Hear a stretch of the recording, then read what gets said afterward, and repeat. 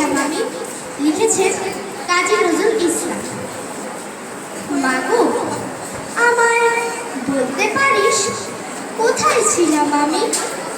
কোন না জানা দেশ থেকে তোর কোলে এলাম নামে। আমি যখন আসিনি, মা তুই কি আঁখি মেলে চাঁদকে বুঝি বলতিস, ওই ঘর ছাড়া মন ছেলে। সুখতারাকে বলতিস কি, আয় রে নেমে আয়। তোর রূপ যে মায়ের বুকে বেশি শোভা পায়।